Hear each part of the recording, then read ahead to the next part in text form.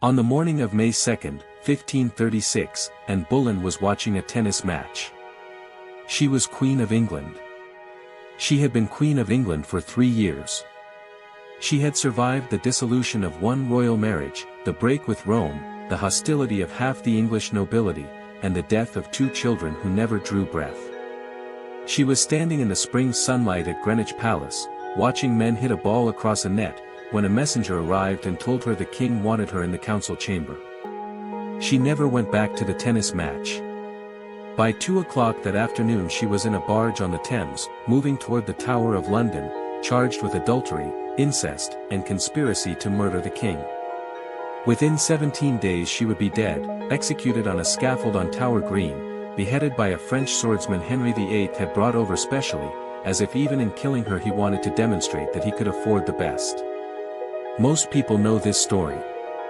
What most people do not know is what happened in the hours between Anne's arrest and the charges being formally assembled. Thomas Cromwell turned to her ladies. Within hours of the arrest, the women who had served Anne Boleyn most closely, who had dressed her, attended her prayers, slept in rooms adjacent to hers, listened to her talk across years of daily proximity, were being summoned for questioning. They had no legal counsel. They had no right to refuse. They had no contract that protected them, no formal position that gave them standing, and no way of knowing in advance whether loyalty or testimony would save them. Some of them talked. Some of them stayed silent. Some of them were placed in Anne's household specifically to report before the arrest ever happened. None of them were safe. Not before May 2nd. Not after. Not no matter what they did. This is their story. The documents preserved it. History chose not to tell it.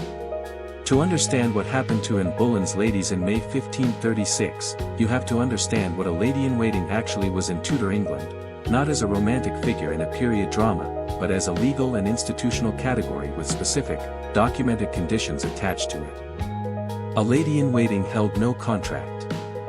This is not a detail. It is the foundation of everything that follows. In an era when apprentices had indentures, when merchants had written agreements, when even the lowest guild member had documented terms of service, the women who served the Queen of England at the closest possible proximity had nothing in writing that governed their position, protected their tenure, or defined the limits of what could be asked of them. Their service existed at the pleasure of the Crown. It could be terminated without cause, extended without consent, and redirected at any moment toward any purpose the Crown found useful. The legal framework governing married women in Tudor England was the doctrine of coverture, a principle of common law under which a married woman's legal identity was subsumed entirely into her husband's. She could not sue independently, could not hold property in her own name without specific legal arrangements, and had no separate standing before the courts. Unmarried women of gentle birth had marginally more legal independence, but no more institutional protection inside the court system. This meant that the women surrounding the Queen were, from a structural standpoint, simultaneously among the most powerful people in England, with daily access to the monarch, influence over her mood and her counsel, and the ability to shape what she knew and when she knew it, and among the most legally vulnerable. Their power was entirely informal. Their exposure was entirely real. Pearl Hogworth, examining the legal rights of Tudor women in the 16th century journal, documented this gap precisely. The formal law gave these women almost nothing, while the informal reality of court life gave them proximity to everything. That combination, maximum access, minimum protection, is exactly what made them useful to Thomas Cromwell in May 1536. Cromwell was Henry VIII's chief minister and the most accomplished political operator of the Tudor court. He had managed the dissolution of the monasteries, reorganized the royal finances, and navigated the legal complexities of Henry's first 2 divorces with the practiced efficiency of a man who understood that power required instruments and instruments required leverage. By the spring of 1536, he needed Anne Boleyn removed. Henry had grown cold toward her. Jane Seymour, one of Anne's own ladies-in-waiting, had caught the king's attention. And had miscarried again, and the child, according to contemporary accounts, had been badly deformed, a circumstance that Tudor religious sensibility read as divine judgment. The political coalition that had once supported the Boleyn faction was fracturing. Cromwell needed charges. Charges required witnesses. And witnesses, in a case built around alleged conduct in the royal bedchamber, could only come from the people who had access to the royal bedchamber. He turned to the women who had no legal mechanism to refuse him. Imagine standing in the corridors of Greenwich Palace on the afternoon of May 2, 1536, watching the investigation begin. The Queen has been taken. The barge has left. The tennis court is empty. And Thomas Cromwell is already moving through the palace, identifying the women he needs to speak to. The first name that recurs in the surviving records is Elizabeth Brown, Countess of Worcester.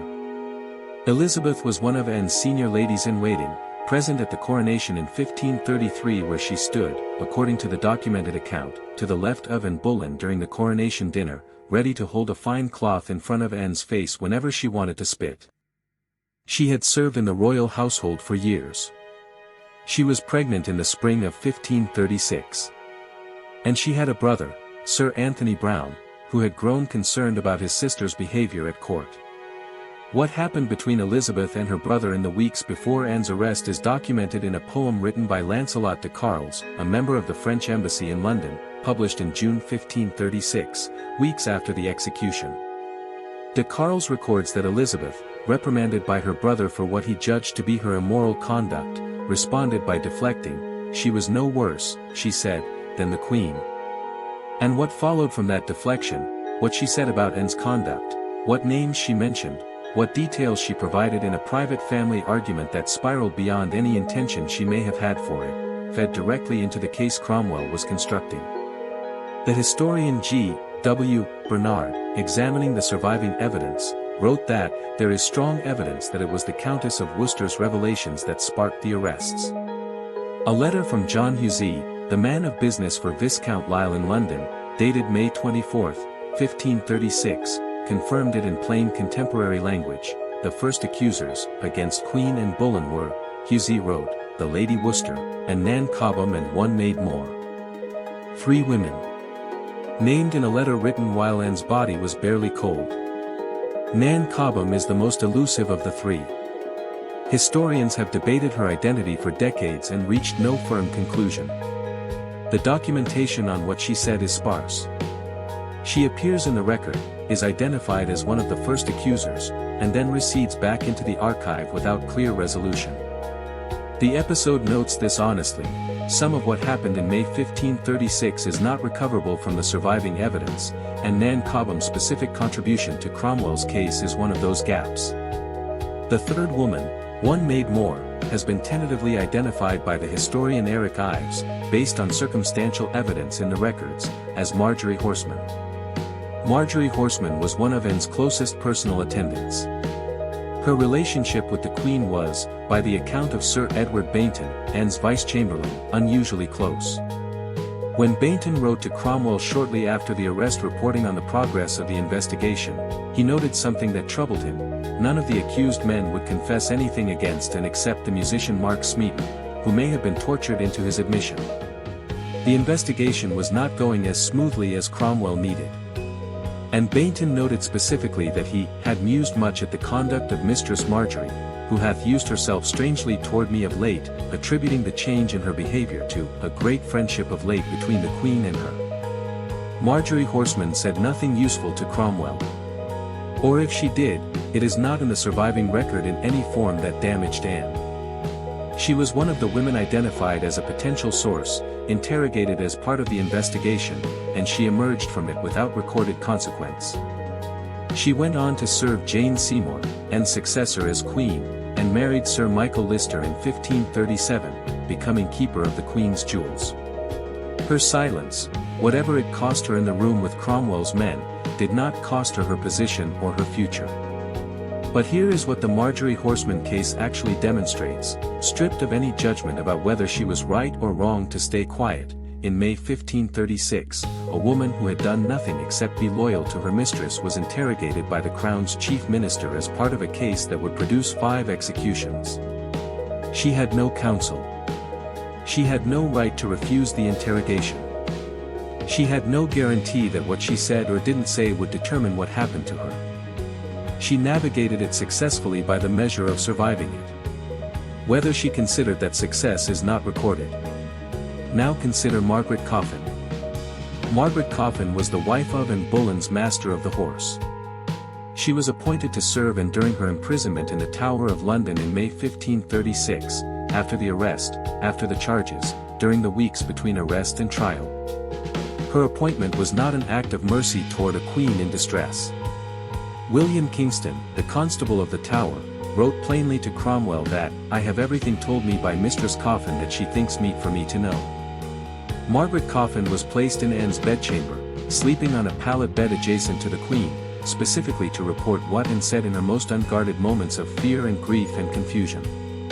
Anne understood this. She complained directly to Kingston that the king had put such two about her as my Lady Boleyn and Mistress Coffin, for they could tell her nothing of my lord her father or anything else. She recognized the surveillance for what it was. It did not stop.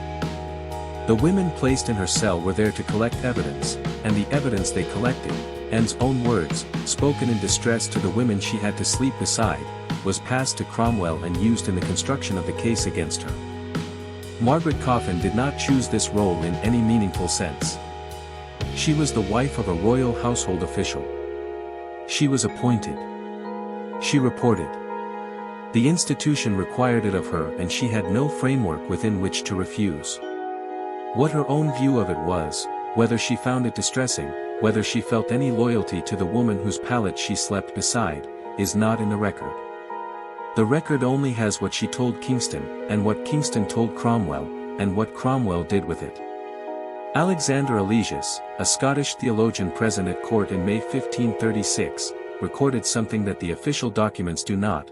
Cromwell and his colleagues, he wrote, bribed the Queen's servants and made various promises to her ladies-in-waiting in an attempt to coerce them into incriminating Anne. Bribery and coercion, named and recorded by a contemporary witness. The investigation that produced the charges against Anne Boleyn was not a neutral process of evidence gathering. It was a directed operation in which the women of Anne's household were treated as resources to be leveraged rather than as witnesses to be heard. And then there is Jane Boleyn.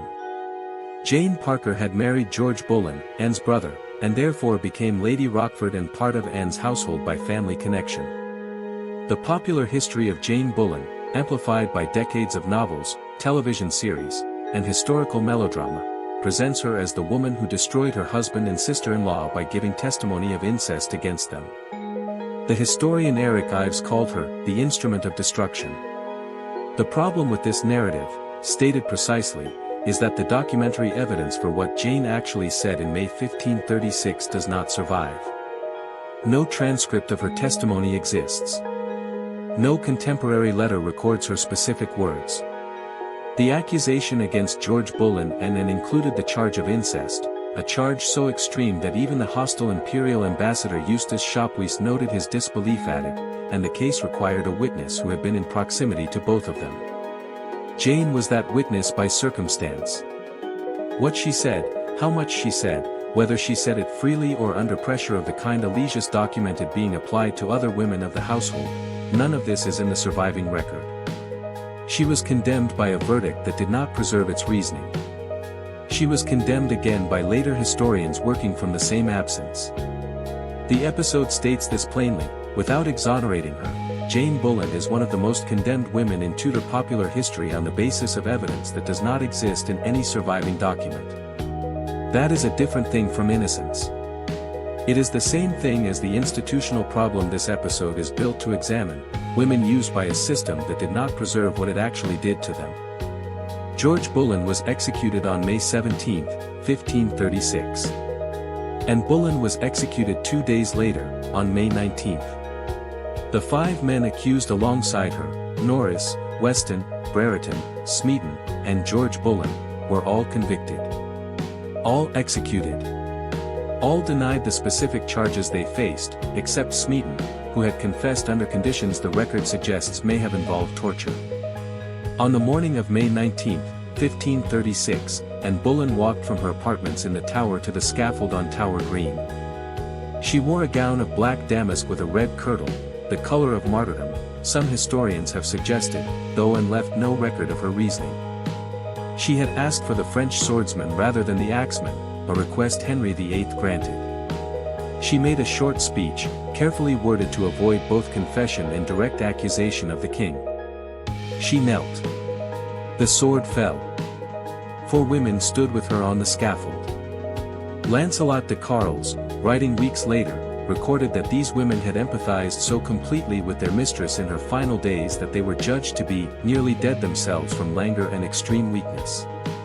He described women so undone by what they were witnessing that their own physical condition had deteriorated alongside Anne's. Their names are not in the surviving record. The 4 women who stood on the scaffold with Anne Boleyn at the moment of her death, who received her head, who wrapped her body in the cloth that had been brought for the purpose, who carried her remains to the chapel of St. Peter ad Vincula where she is buried, are not identified in any contemporary source that has survived. They were present for one of the most documented events of the Tudor period.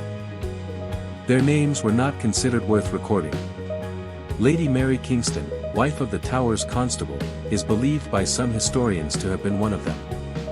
Lady Elizabeth Boleyn, Anne's aunt who had served her during the imprisonment, may have been another. These are inferences, not identifications. The certainty is only that 4 women were there. The record did not give them names.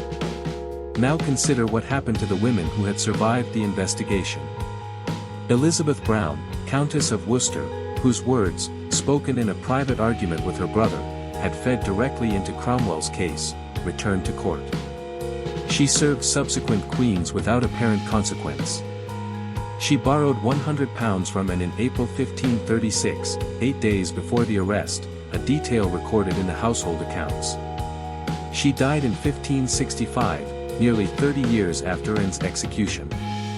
Her role in 1536 is documented in contemporary letters and was not, by any evidence surviving, held against her in the social and political world she continued to inhabit. Marjorie Horseman, who had said nothing useful to Cromwell, went on to serve Jane Seymour and secured her position as keeper of the Queen's jewels within a year of Anne's death. Her friendship with Anne, noted with suspicion by Bainton during the investigation, did not prevent her from moving seamlessly into the household of Anne's replacement. Margaret Coffin, who had reported Anne's words from the pallet bed in the Tower cell, disappears from the prominent record after 1536, not because anything happened to her, but because her usefulness as an instrument had ended. And Jane Boleyn returned to court.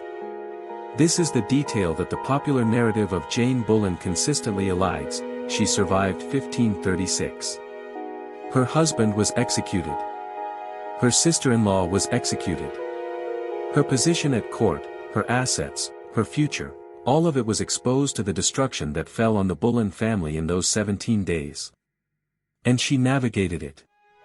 She was back in court service within years, eventually becoming one of the senior ladies-in-waiting to Catherine Howard, Henry VIII's fifth wife. In 1541, Catherine Howard was arrested on charges of adultery and misconduct. The investigation required bedchamber witnesses. Cromwell was gone, executed by Henry in 1540, a detail that carries its own grim symmetry, but the machinery he had perfected in 1536 was still operational. The women of Catherine Howard's household were interrogated. Their testimony was collected. The case was assembled from what the bedchamber had witnessed. Jane Boleyn was among the women interrogated.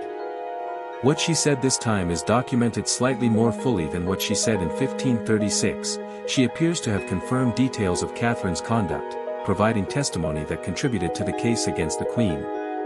Whether this was freely given, coerced, or extracted from a woman who had watched the same machinery operate once before and understood what refusing it might cost her, the record does not say with certainty. In February 1542, Jane Boleyn was executed on Tower Green. She had survived the fall of Anne Boleyn. She had survived 6 years of subsequent court service. She had watched one queen rise to replace another and had positioned herself accordingly. And in 1542, at the age of approximately 38, she was beheaded in the same place where her husband and sister-in-law had died 6 years before. The institution had used her twice. The second time killed her. Henry VIII had 6 wives. Of those 6, 2 were executed. The cases against both Anne Boleyn and Catherine Howard were constructed from bedchamber testimony, from the words and observations of the women who served them most closely, obtained through interrogations that the surviving record confirms were accompanied by bribery and, in at least one case, torture. The system required this. There was no other evidentiary route to the bedchamber. The charges that justified execution, adultery, incest, conspiracy, could only be proven by witnesses who had been inside the private spaces where such conduct allegedly occurred. And the only people inside those private spaces were the ladies-in-waiting, the maids of honor, the attendants who lived in daily proximity to the Queen and had no legal framework that protected them from being asked what they had seen. Looking at the queens of Henry VIII as a documented sequence, the pattern is not a coincidence. It is a structural feature of how power operated in the Tudor court. The men who built the legal cases against Anne Boleyn and Catherine Howard needed women to make those cases possible.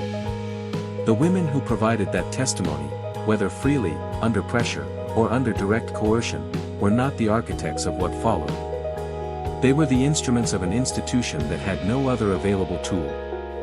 Elizabeth Brown did not decide to destroy Anne Boleyn. She made a comment in a family argument, and Cromwell's machinery collected it and used it. Marjorie Horseman decided to say nothing, and the machinery noted her silence and moved on. Margaret Coffin was placed in a cell beside a condemned queen and told to report what she heard, and she reported it, and the institution moved to its conclusion. Jane Boleyn survived one queen's fall and was consumed by the next one. None of these women signed anything. None of them held a position that came with legal protection or defined terms. None of them had a mechanism to step outside the system that required their proximity and then required their testimony. The same institution that elevated them, that dressed them in silk and positioned them beside the most powerful woman in England, was the institution that could, at any moment Henry VIII decided it was useful, turn them into instruments of a case they had not chosen to be part of. The story that history told about May 1536 centered on Anne. It centered on Henry. It centered on Cromwell and the politics of the Reformation and the question of whether Anne was guilty of what she was charged with, a question historians are still debating nearly 5 centuries later. The story the documents actually tell, running alongside that one in the letters and papers of Henry VIII, in Bainton's letters to Cromwell, in Eligius's account, in the poem of Lancelot de Carles, is the story of the women between those men and that queen. Women who had no contract, no protection, no defined terms of service that might have told them what they owed the crown and what they owed each other. Women who were useful to the institution until the moment they weren't, and whose own stories, after the queen they served was gone, returned to the background noise of a court that had already moved on to the next queen, the next case, the next set of bedchamber witnesses waiting to be collected. The Crown built its cases from bedchamber testimony, placed its instruments in the bedchamber to collect it, and then executed the queen whose bedchamber it was. The women in between had no name for what was being done to them. The documents do. For women stood on the scaffold with Anne Boleyn when she died. History recorded the execution in detail. It did not record their names.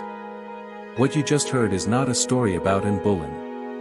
It is a story about the institution that surrounded her, the one that required women's proximity, collected women's testimony, used women's words to build its cases, and then declined to record the names of the women who stood beside her at the end. That institution did not invent itself in 1536.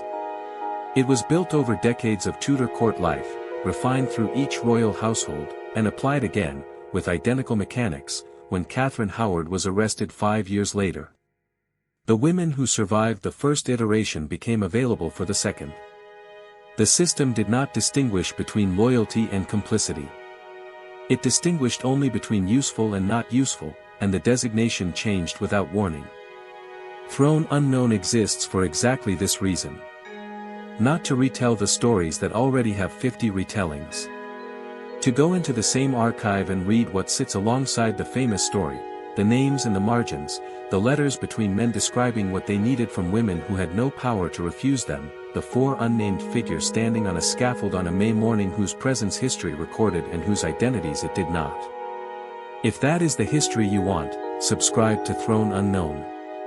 Every episode is built from the documents that the popular version skipped.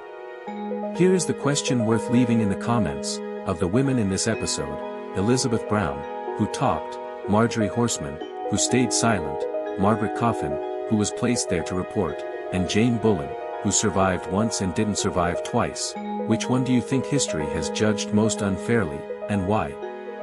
We read every answer. Some of them become episodes. True history. No myth. No mercy.